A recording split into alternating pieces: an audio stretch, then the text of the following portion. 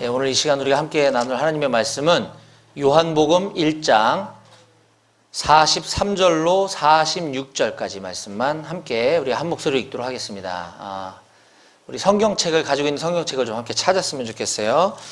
요한복음 1장은 신약 성경, 제가 가지고 있는 성경으로 144페이지에 있습니다. 143페이지 아니면 144페이지쯤 있을 것 같아요.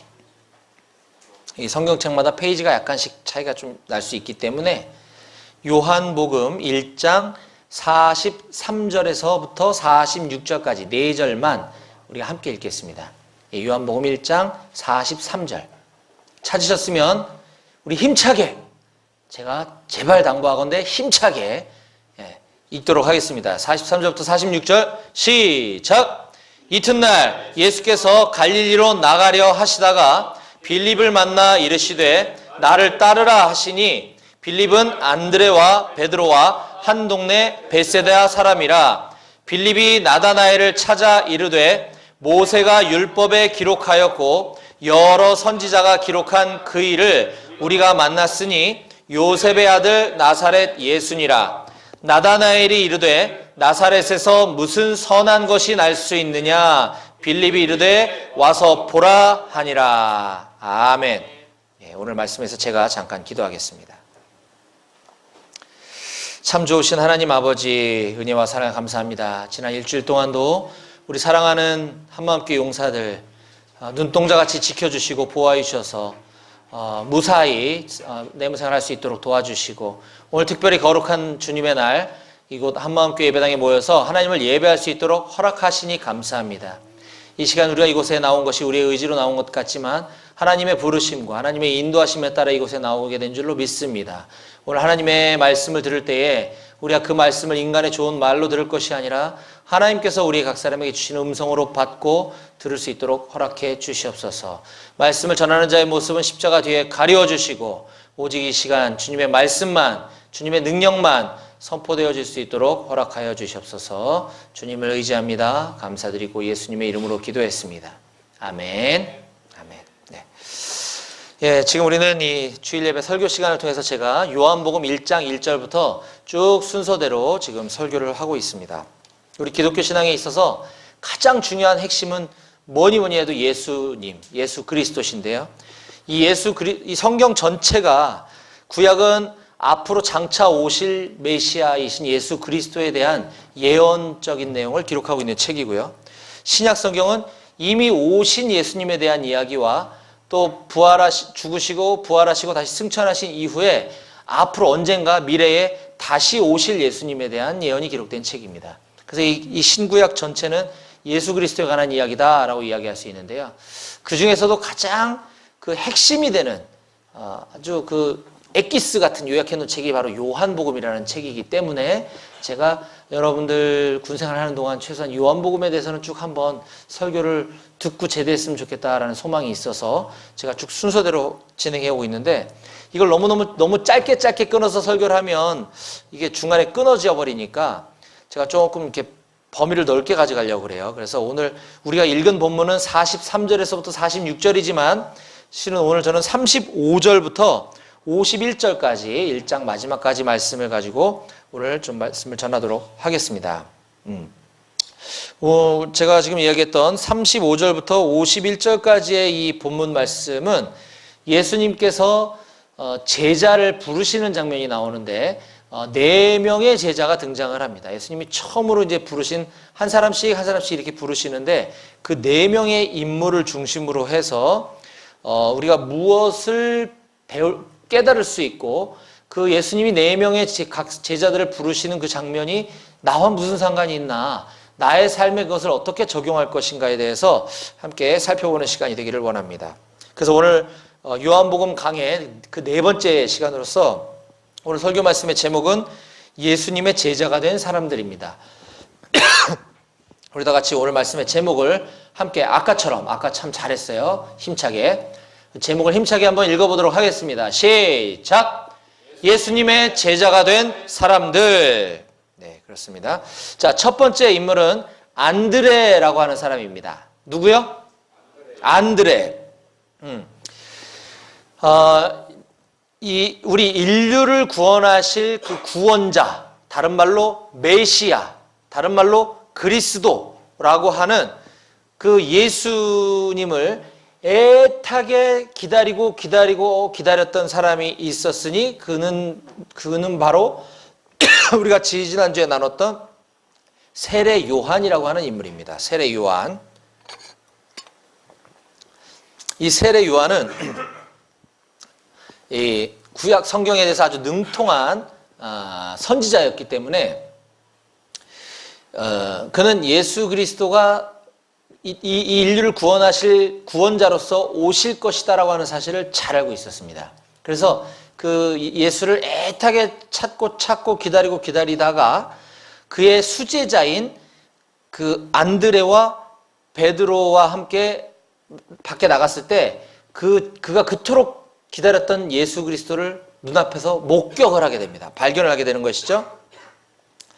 세례 요한은 딱 한눈에 예수님이 저 사람이 예수고 저 사람이 메시아다, 하나님의 아들이시다라는 것을 바로 첫눈에 알아보았습니다. 그래서 그가 바로 세상 죄를 지고 가는 하나님의 어린 양이다. 구약에서 이야기했던 그 표현을 빌어서 그렇게 얘기하면서 그는 주저하지 않고 자기의 제자들을 이제 너희들은 내 제자가 아니라 저분의 제자가 되라 라고 하면서 보내주는 장면이 35절, 36절, 37절에 기록되어 있습니다. 자, 여러분들은 눈으로 보시고 제가 읽어보도록 하겠습니다. 35절부터 37절입니다. 또 이튿날 요한이 자기 제자 중 두 사람과 함께 섰다가 예수께서 거니심을 보고 말하되 보라, 하나님의 어린 양이로다. 두 제자가 그의 말을 듣고 예수를 따르거늘. 요한의 제자가, 두 제자가 자기 스승인 요한의 말을 듣고 예수를 따라갔다. 이렇게 지금 이야기하고 있습니다. 이처럼 예수님이 처음으로 제자가 된 안드레라고 하는 사람은 어떻게 예수님의 제자가 됐는가 하니 자기의 영적 스승인 요한의 권면으로 자기 스승의 소개로 예수 그리스도의 제자가 되었다라고 하는 사실입니다. 자, 여러분들도 여러분들이 어떻게 생각할지 모르겠지만 그래도 우리가 주일날 예배 시간에 나와서 하나님의 말씀을 전하고 있는 저는 여러분들의 영적 스승이라고 볼 수 있습니다. 목사이기 때문에 이 시간에 우리가 목사님의 설교 말씀을 통해서 또는 목사님의 가르침을 통해서 여러분들도 예수님의 제자가 될 수 있다라고 하는 사실입니다. 아니, 여러분들도 예수님의 제자가 되어야만 합니다. 저는 이곳에 모이는 모든 우리 한마음교회 용사들이 이 설교 말씀을 통해서 하나님의 말씀을 깨닫고 예수님의 제자가 되기를 간절히 원합니다. 아멘이신가요? 아멘. 예. 여기 모인 모든 용사들이 그저 주일날 그냥 이 예배당에만 왔다 갔다 하고 끝나는 것이 아니라 이 설교 말씀을 듣고 목사님의 가르침을 듣고 이 말씀을 진정으로 깨달아서 예수님의 뒤를 따라가는, 예수님의 삶을 쫓아가는 그런 제자가 다 되실 수 있기를 주님의 이름으로 축원합니다. 아멘.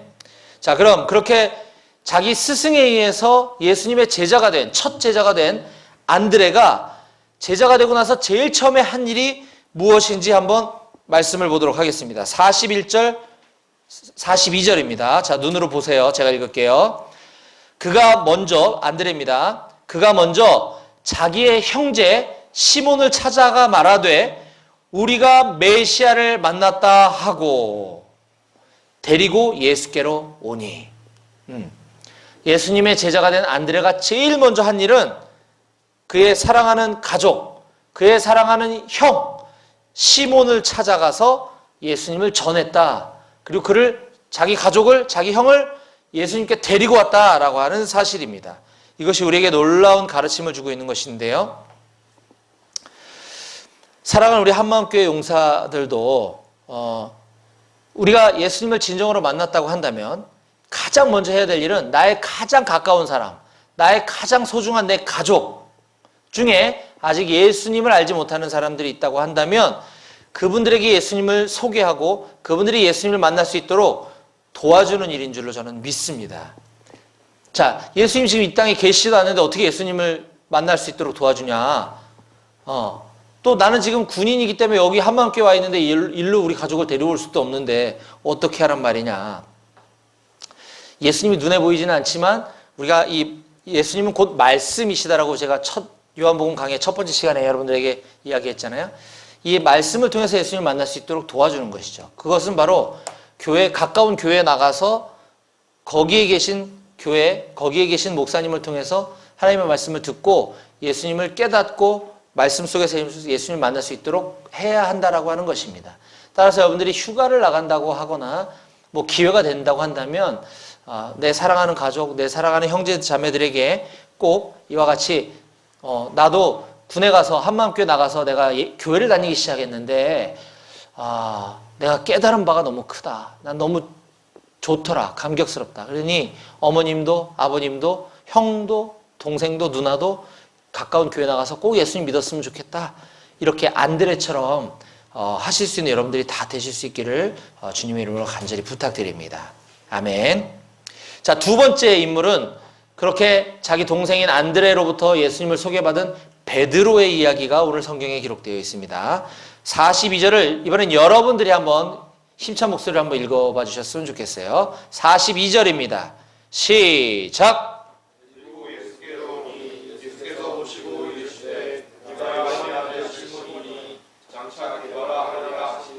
아멘. 아멘. 네, 안드레가 그 형제인 베드로를 예수님에게 데리고 왔을 때 예수님께서는 그를 보시고 이르시되, 예수님께서는 베드로를 보고 말했다. 이렇게 이야기하고 있습니다.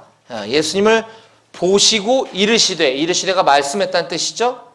자, 여기서 보시고라고 하는 뜻은 그냥 당연히 베드로가 왔으니까 당연히 받겠지 뭐 이게 아니라, 우리가 이제 성경을, 그래서 이제 목사님의 설교나 가르침이 필요한 것인데, 여기에 나와 있는 이 보시고라고 하는 단어가 우리 한글에는 그냥 보시고라고 되어 있지만 이게 원어의 참 뜻은 그냥 단순히 눈앞에 있는 걸 봤다 이 정도가 아니라 그 안을 주의 깊게 들여다보았다, 그 안을 꿰뚫어 보았다라고 하는 뜻을 가지고 있는 단어예요. 이 보시고라고 하는 뜻이.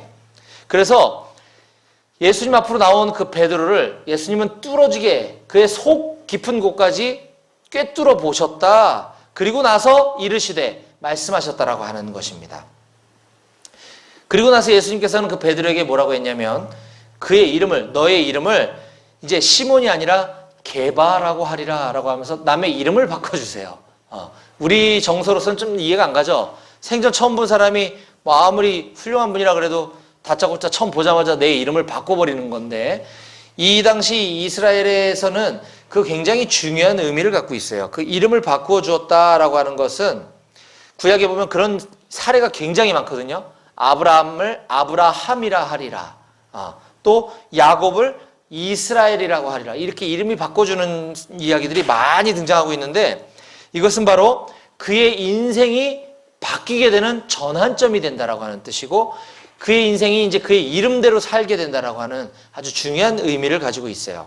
따라서 이 베드로, 이 시몬이라고 하는 사람의 이름이 이제 게바로 바뀌었다고 하는 이 게바의 뜻은 바위, 반석이라고 하는 뜻을 갖고 있습니다. 즉 이제 너는 장차 바위처럼, 반석처럼 굳건한, 견고한 사람이 될 것이야.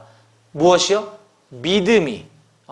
믿음이, 너는 이제 앞으로 믿음이 바위처럼 견고한 사람이 될 거다라고 예수님이 예고하시고 예언하시고 하는 그런 장면인 것입니다. 자, 이처럼 예수님께서는 베드로의 심령을 꿰뚫어 보시고 그의 인생을 변화시켜 주셨던 것입니다. 우리도 마찬가지죠. 예수님께서는 우리의 믿음이 어떠하든 상관없이, 지금 베드로도 이 시점에서는 예수가 누군지도 모르고 그냥 동생 때문에 나온 것뿐이에요. 믿음이 있었던 게 아니죠. 그러나 예수님은 베드로를 변화시켜 주실 거라고 말씀하셨던 것이거든요. 여러분들도 마찬가지입니다. 여러분들의 지금 상태가 어떠하든지, 여러분들의 믿음이 있든지 없든지, 예수님은 우리 각 사람 한 사람 한 사람의 마음 깊숙한 곳을 다 이 시간에도 꿰뚫어 보고 계신다고 하는 사실을 꼭 믿으시기 바랍니다.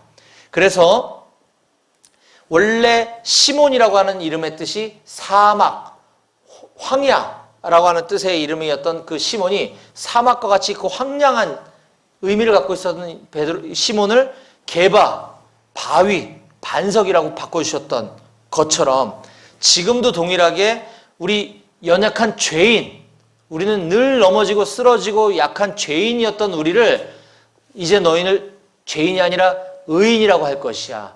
내가 너를 위해서 십자가의 죽음으로 인해서 너는 이제 더 이상 죄인이 아니라 의인이야 라고 우리의 정체성을 바꿔주셨다고 하는 사실을 꼭 믿으셔야 합니다. 그리고 죄에 얽매여서 죄에 붙들려서 맥없이 힘없이 살아가던 우리들을 예수 그리스도의 군사로 바꾸어 주셨고 앞으로 바꾸어 주실 거라고 하는 사실을 꼭 믿으시는 여러분들이 되시기를 주님의 이름으로 축원합니다. 아멘. 아멘. 세 번째 인물은 빌립입니다. 빌립. 자, 43절 말씀을 여러분들이 한번 읽어봐 주셨으면 좋겠습니다. 43절 시작.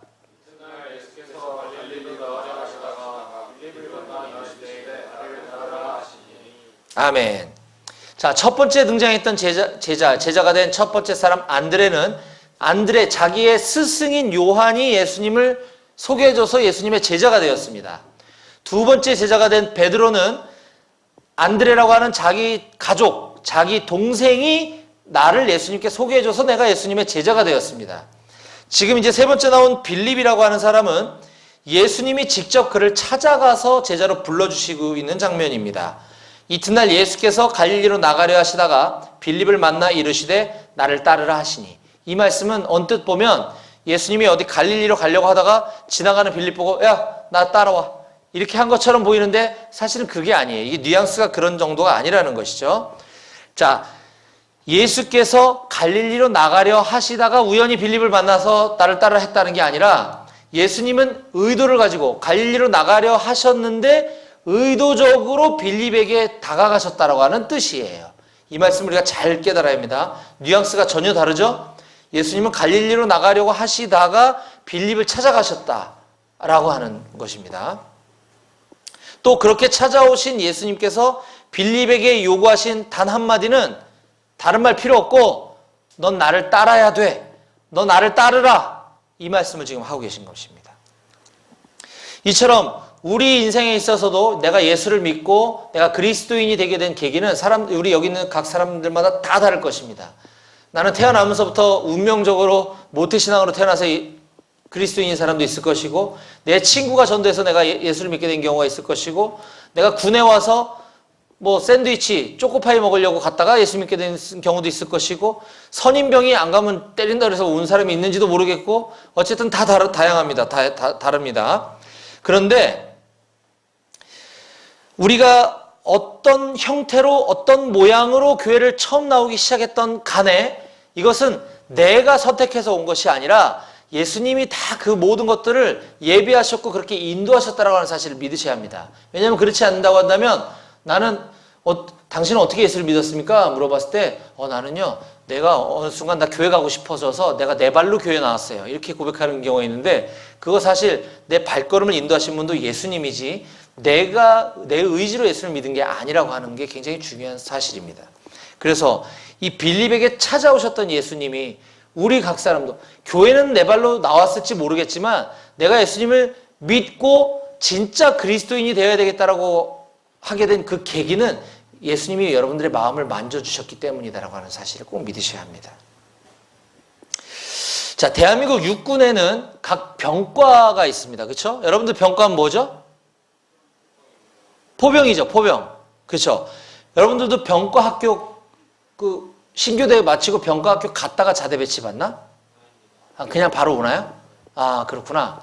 아마 보병, 포병 같은 전투병과들이라서 그런 것 같은데, 특과병과들은 우리 용사들도 후반기 주특기 교육을 받고 오거든요. 그리고 이제 간부들은, 부사관이나 장교들은 전부가 다 임관하고 나면 바로 자대로 오는 것이 아니라 병과학교에 가서 훈련을 보수교육을 받고 와요. 여러분들이 병과인 그 포병학교, 포병학교라는 곳이 있어요. 저기 전남 장성에 보면 포병학교에 슬로건이 있습니다. 슬로건. 여러분들은 거기 안 갔다 오셨으니까 잘 모르겠네. 그럼 포병학교의 슬로건이 뭔지 모르죠? 예, 포병학교에 가면 슬로건이 알아야 한다. 이게 슬로건이에요. 슬로건. 포병이 아마 제가 생각할 때, 전 포병 출신 아니지만 뭐 이렇게 관측하고 뭐 이렇게 계산이 복잡하니까 이걸 잘 알아야 산다. 계산 잘못하면 포가 적진으로 가야 되는데 뒤로 날아가면 큰일 나니까 알아야 한다. 막 이런 의미가 아닐까 싶어요. 근데 이 포병학교와 슬로건과 비슷한 슬로건을 갖고 있는 데가 화학학교가 있어요. 또 화학병과 있죠. 화생방하고 이러는데 화학학교의 슬로건은 뭐냐면 알아야 산다예요. 알아야 산다. 알아야 한다. 알아야 산다. 비슷하죠. 아마 이 화생방 가스 뭐 이런 걸 배우고 뭐 이 생화학 무기 이런 것들을 아마 연구하기 때문에 알아야 산다. 뭐 모르면 죽는다. 아마 이런 의미를 가지고 있지 않나 싶어요. 아까 말씀드렸던 것처럼 저는 보병 출신이라고 그랬죠. 저는 소위 임관하고 나서 그 보병학교에 가서 소대장반 군사교육을 5개월 동안 받았고 또 자대 배치하고 또 막 생활하다가 이제 대위 진급 앞두고 대위 진급 예정자일 때 다시 보병학교에 가서 이제 중대장반 고군반 교육을 또 5개월 동안 받고 그리고 이제 자대 중대장을 하러 나왔거든요. 그 제가 보병학교에 거의 한 1년 조금 안 되게 합산 해서 한 1년 안 되게 거기서 이제 교육을 받았었는데 육군 보병학교에 가면 슬로건이 이렇게 돼 있어요. 나를 따르라. 좀 그 뉘앙스가 여러분들 이해가 돼요? 왜 포병은 알아야 한다고, 화학은 왜 알아야 산다고, 보병은 왜 나를 따르라일까요? 그 느낌, 뉘앙스가 좀 이해가 되나요?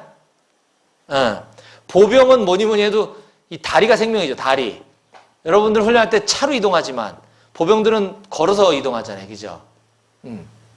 보병들은 이 고지를 탈환할 때도 걸어서 산을 올라가야 되고, 적진에 침투해서 적 지휘소를 타격할 때도 은밀히 침투해서 기동할 때 차로 가면은 소리 다 들리잖아요. 다 도보로 다 이동을 하거든요. 그렇기 때문에 그 지휘관, 보병들에게 있어서 이 지휘관의 전략과 전술, 그리고 지휘관의 상황 판단과 리더십, 지휘 통솔은 이 목숨처럼 중요합니다. 지휘관이 엉뚱한데 원래 저기 가야 되는데 저쪽 가면서 나를 따르라 그러면 알만한 사람들은 그 이상한 데 가면 안 될 것 같은데 이러면 곤란하잖아요. 그렇죠? 그래서 보병 리더십의 핵심은 나를 따르라인 것이거든요. 이처럼 전투에서 나의 생명을 책임지는 지휘관 잘못 따라갔다가 큰일 날 수 있는 건데 이 나의 생명을 책임져야 하는 지휘관이 한마디로 명령하는 것은 나를 따르라입니다. 근데 이거보다 더 중요한 우리의 영원한 생명을 인도하시는 분이 단 한 분 계신데 그분이 바로 예수 그리스도라는 거예요.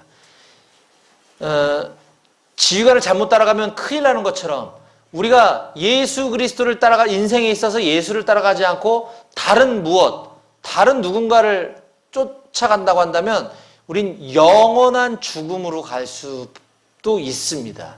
그래서 우리가 예수 그리스도를 따라가야 하는 것은 무엇보다도 중요한 것인데 바로 그분이 빌립에게 찾아오셔서 했던 첫 마디이자 단 한마디는 바로 이 나를 따르라 라고 하는 것입니다. 주님은 빌립뿐만 아니라 저와 여러분들에게도 똑같이 이렇게 말씀하고 계시고 이렇게 명령하고 계시는 줄 믿습니다. 우리를 이렇게 초대하고 계십니다. 너희들은 나를 따르라. 마지막 네 번째로 예수님이 제자로 부른 사람은 나다나엘입니다. 한번 따라해 볼까요? 나다나엘. 예, 이 나다나엘이 성경에 자주 등장하는 인물이 아니니까 이 사람들이 이 인물을 좀 헷갈려요. 그래서 교회를 오래 다닌 사람도 가끔씩 뭐 이런 얘기가 나오면 나다니엘 이렇게 착각해서 부르는 사람이 있는데 나다나엘입니다. 여러분들은 같이 따라 했기 때문에 이 이름을 헷갈리지 않기 바라요. 나다나엘. 아까 안드레는 그가 예수를 믿고 나서 제일 처음 자기가 제일 사랑하는 가족, 자기 형에게 예수를 전했다고 우리가 살펴보았습니다. 근데 방금 전에 봤던 우리 빌립이라고 하는 친구도 예수님을 만나고 나서 제일 먼저 찾아간 사람은 그의 가장 절친, 가장 친한 사람인 나다나엘이라고 하는 것입니다. 자, 그러면 빌립은 가족이 없었나? 빌립은 왜 가족한테 안 가고 친구한테 갔나? 빌립은 가족하고 사이가 안 좋았나? 뭐 그런 게 아니라 성경에 자세히 나와 있지는 않지만 저는 이 오늘 본문 말씀에서 왜 빌립이 제일 처음에 그의 절친에게 갔을까? 저는 충분히 유추해 볼 수 있다고 생각합니다.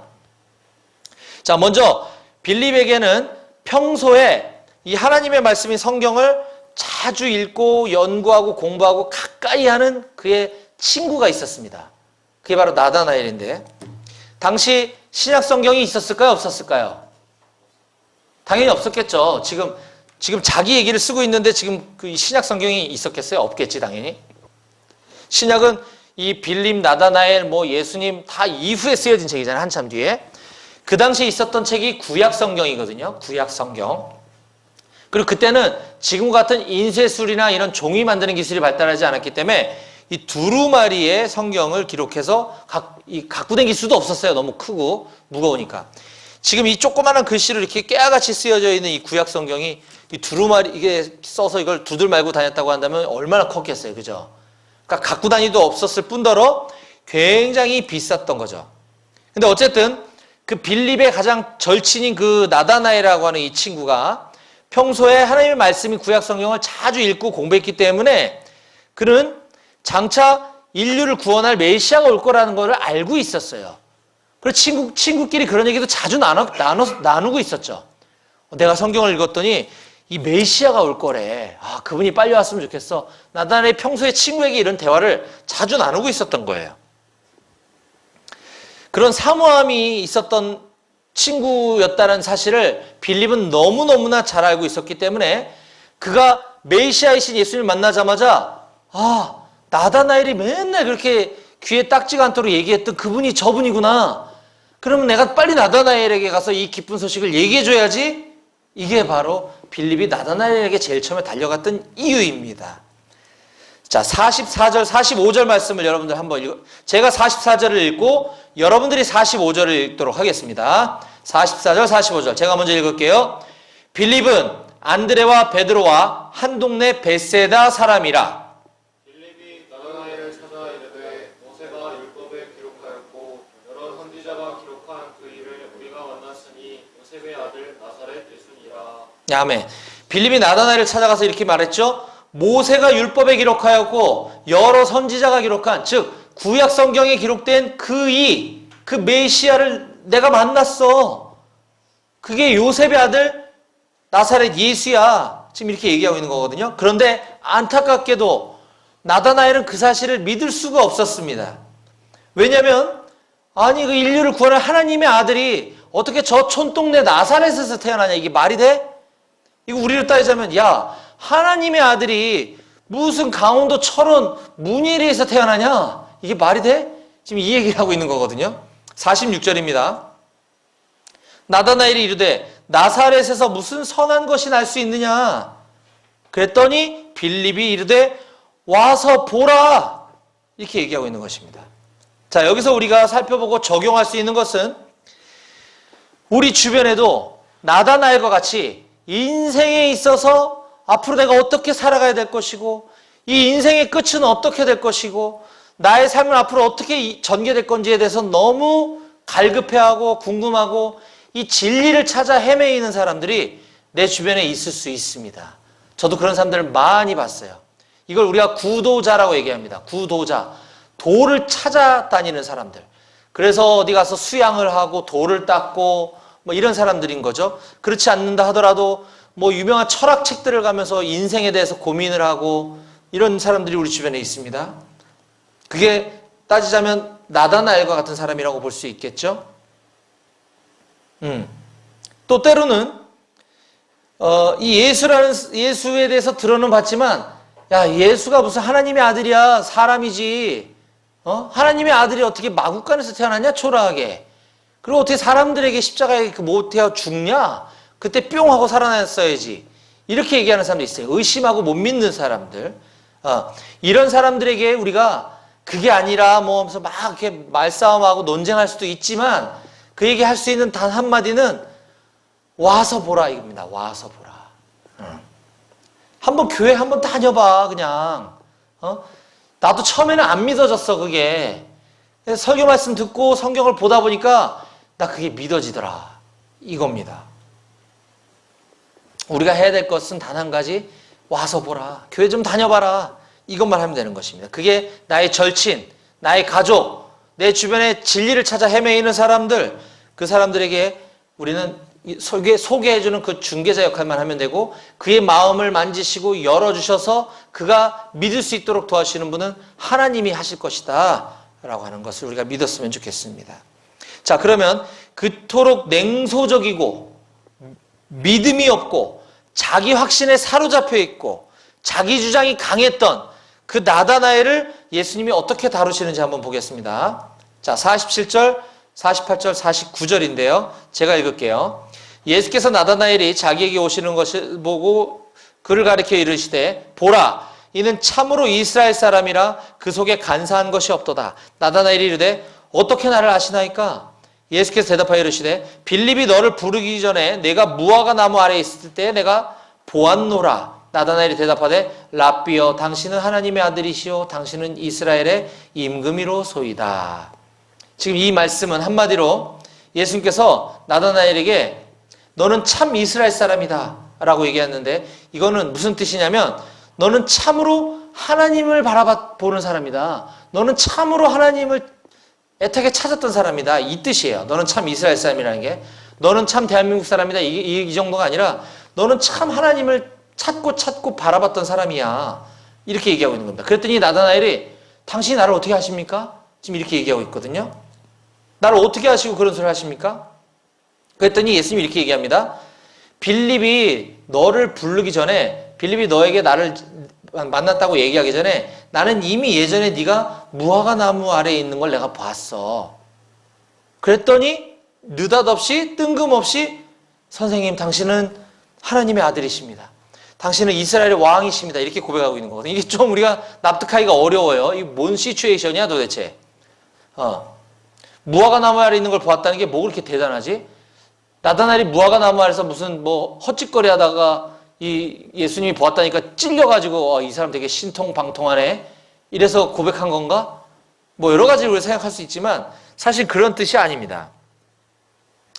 이게 이스라엘 그 당시 문화의 배경을 좀 우리가 알아야 이해할 수 있는 건데, 이 무화과 나무 아래에 있다라고 하는 이 뜻은 당시에 속담처럼 수거처럼 이 흔히 썼던 표현이에요. 무화과 나무 아래에 있다라고 하는 표현은 이스라엘 사람들이 자주 사용했던 표현인데, 아까 얘기했듯이 그 두루마리 성경으로밖에 없었던 이 구약의 성경은 당시 시가로 웬만한 성인들이 1년치 월급을 모아야지만 살 수 있었던 고가품이었어요. 그러니까 굉장히 귀했겠죠? 당시에 그 두루마리 성경을 읽어주고 가르쳐주는 곳을 회당이라고 하는데, 이 시골 같은 이 문예리 같은 시골에는 회당조차 없었어요. 그러면 이 두루마리 성경을 갖고 있는 사람이 있었을 것 아니에요? 이걸 어디에 두고 어디서 이걸 읽어주고 공부했느냐? 바로 그게 무화과 나무 아래라고 하는 것이에요. 왜냐하면 뜨거운 여름날 무화과 나무 잎이 컸기 때문에 무화과 나무 아래에 앉으면 그 그늘이 시원했기 때문에 이 성경을 읽고 공부하기 위해서 자주 사람들이 모였던 곳이 바로 무화과 나무 아래라고 하는 거예요. 이거는 제가 추측하는 게 아니라 그 당시에 일반적이었던 거죠. 이때 1세기 이 시대의 유대인 사람들에게 무화과 나무 아래로 와 그러면 야 성경 공부하러 모여, 이 소리랑 똑같았다는 뜻이에요. 그래서 예수님이 나다나엘에게 네가 무화과 나무 아래에 있었던 것을 내가 보았다, 이거는 아니 도대체 무화과 나무 내가 언제 그 수도 없이 많이 갔는데 도대체 몇 년 몇 월 며칠 날 내가 무화과 나무에 있었던 걸 봤다는 거야 도대체. 이게 아니라 나는 나다나엘 너가 하나님의 말씀을 갈급해서 네가 자주 무화과 나무 아래에 가서 말씀을 읽고 연구하고 했던 것을 내가 이미 예전에부터 보아서 알고 있었어. 지금 이 얘기를 하고 계시는 겁니다. 그게 나다나엘로 하여금 이분이 진짜 하나님의 아들이시구나 라고 하는 감동을 주었던 거죠. 이 나다나엘은 45절에 설명했던 것처럼 이 진리에 목말랐던 사람입니다. 진리를 찾기 위해서 열심히 하나님을 연구했던 사람이에요. 그래서 48절에 빌립이 너를 부르기 전에 내가 무화과 나무에 있을 때 내가 너를 보았다라고 하는 그 예수님의 말씀은 네가 얼마나 하나님의 말씀에 대해서 목말라하고 갈급해하고 사모하는 사람인지 내가 다 알고 있었다.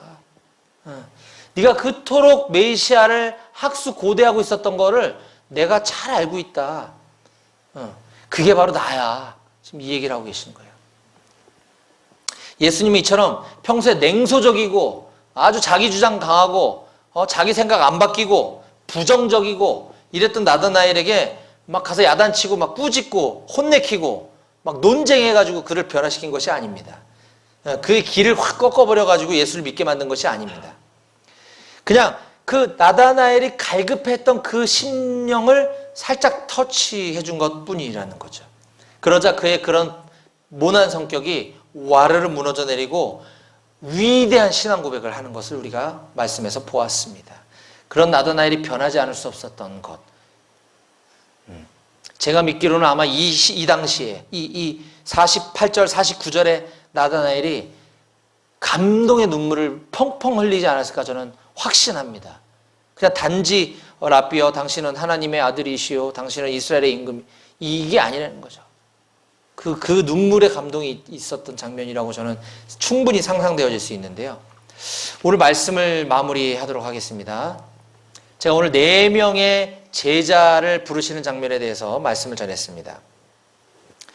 그 각 사람들마다 이 부르심의 성격도 다르고 방법도 다른 것을 우리가 알 수 있었습니다. 그런데 분명한 사실은 그 4사람들이 어떤 지식이 뛰어나거나 지혜가 뛰어난 사람들이어서 예수님이 그들을 부른 게 아니고 그들이 성격이 좋고 성품이 좋아서 그들을 제자로 부른 것이 아니라고 하는 사실입니다. 그냥 아무 이유도 없고 조건도 없다라고 하는 거예요. 내가 예수님의 제자가 되기 위해서 뭘 갖춰야 되고 노력을 해야지만 되는 것이 아니라 예수님은 저와 여러분들처럼 이렇게 형편없는 사람들도 제자로 부르셨다고 하는 사실 여러분들 꼭 믿으셨으면 좋겠습니다. 또 중요한 사실은 그렇게 예수님을 만났던 사람들, 그 사람들이 가장 먼저 한 것은 내가 제일 사랑하는 사람, 내 가족, 내 절친, 내게 가서 예수님을 믿도록 권해줬다고 하는 그 사실이 매우 중요합니다. 그리고 예수를 만나기 전에는 광야와 같았고 황망했었고 황야와 같았던 그 시몬, 그리고 그 삐뚤어진 성격의 소유자인 나다나엘, 그들이 예수님을 만나고 나자 바위, 반석과 같은 믿음의 굳건한 사람으로 바뀌어지고 그가 그 삐뚤어지고 모난 성격의 나다나엘이 예수님을 만나고 나자 온유하고 위대한 신앙 고백을 하는 믿음의 사람으로 변화되었다고 하는 그 사실을 여러분들이 꼭 기억하셨으면 좋겠습니다. 저는 그래서 우리 한마음교회 모든 용사들이 이제부터라도 예수님을 진짜로 만나서 예수님을 진짜로 따르는 주님의 참된 제자의 삶을 모두 다 살게 되시기를 간절히 부탁드립니다. 예수님 때문에 여러분들의 인생이 크게 바뀌게 되시기를 주님의 이름으로 간절히 축원합니다. 아멘. 기도하시겠습니다.